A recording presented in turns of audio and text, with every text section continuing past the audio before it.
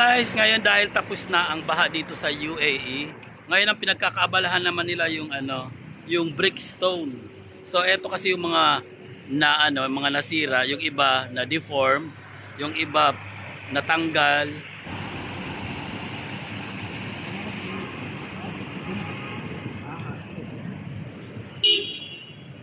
Kaya siguro guys para maayos nila lahat at magpantay-pantay ng mga bricks. So bali tinanggal na lang nila lahat. Kasi ganito nga rito ang nangyari kasi nga mga buhangin siya, ayan oh. So dahil nga buhangin siya, so pag nabasa, so bali bumababa yung lupa. So ayun, madideform na siya.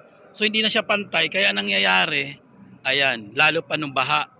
So talagang wala, bumaba talaga yung lupa. So yung bali yung yung brickstone, anong nangyari? Bumaba din siya. So hindi na siya pantay, delikado para sa mga tao na mga naglalakad.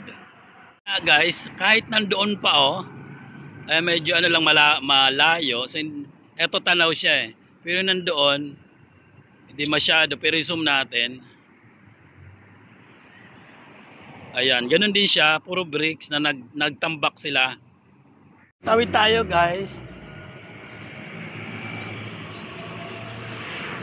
So ayan. Dito, tawid tayo.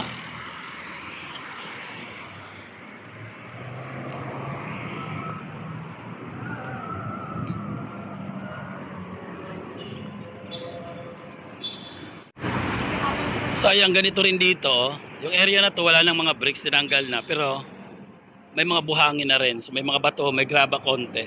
So ang gagawin din nila, parang doon sa kabila, tinanggal lahat, tapos ibabalik na ulit yung bricks. Aayusin na.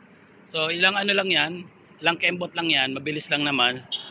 Dahil nga mayaman namang bansa na to, madami silang mga trabahador. So maayos ka agad. Dito sa area na to, dito sa may Abdul Nasser, sa may stoplight, may nakita akong mga hukay.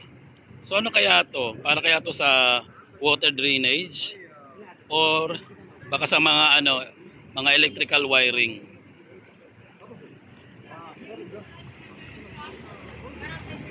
Yung mga wire dito sa baba kinakabit. So wala ritong mga poste na mga kuryente. So daan tayo sa walang bricks. So bali buhangin na buhangin na lang to. Lupa. So bali yung lupa kasi na dito is buhangin. So yun ang nilalagay nila. So ayan. Talagang may apakan pa, di ba? Welcome.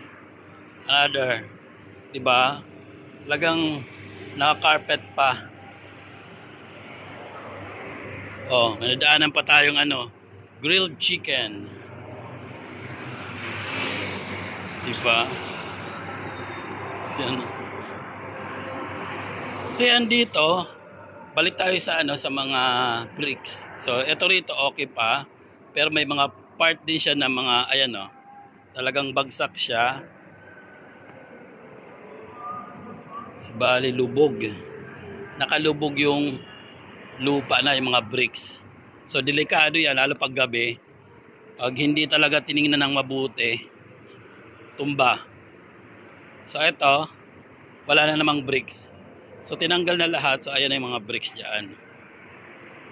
So ayan.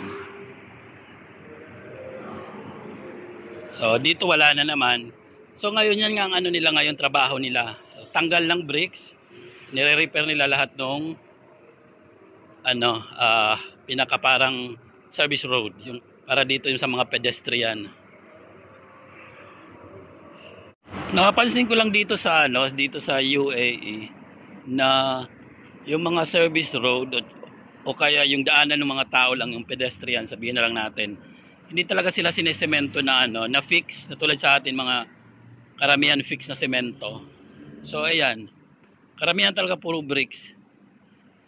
So ang bricks naman madali nga talaga kasi nga pag nagkaroon ng problema yung isang area, tatanggalin mo lang pa isa-isa. Kung semento na fix, so gigibain, sisirain. So mangyayari, sayang yung gastos. Pansin ko lang yun sa atin So talagang kailangan sirain yung semento, yung talagang fix na semento. Samantala ito, tatanggalin lang pa isa-isa. So, may babalik na. So, ayan. Ito yung mga finifix nila ngayon dito. Ayun pala guys, andito ko sa Abdul Salam Arif Street. So, bali, katabi lang to ng, ng Abdul Nasser. So, ayan. Yan yung Abdul Nasser. So, dito, ito yung Abdul Salam Arif Street. So, ayan. So, doon sa dulo, mayroong Mega Mart. Ayan. So, ganun nga guys, yun lang. Ito guys, may nakita ko isang malaking butas. So ano kaya to? Gagawin kaya to nilang drainage. So may mga malalaking tubo. So yan, wala rin akong idea kung anong gagawin nila diyan. So kayo nang bahalang manghula din. So ayan. Ayan, kayo na lang din manghula, hindi ko rin alam kung ito ba ay drainage or para saan ba tong malaking na to, malaking tubo na to, at yung lupa na yung yung butas na yun, hindi ko rin alam kung ano yon. So ayun, kayo na lang, comment na lang kayo sa comment section para tingnan natin kung ano talaga. So bali, follow up natin to, i-check ko rin to after mga ilang linggo.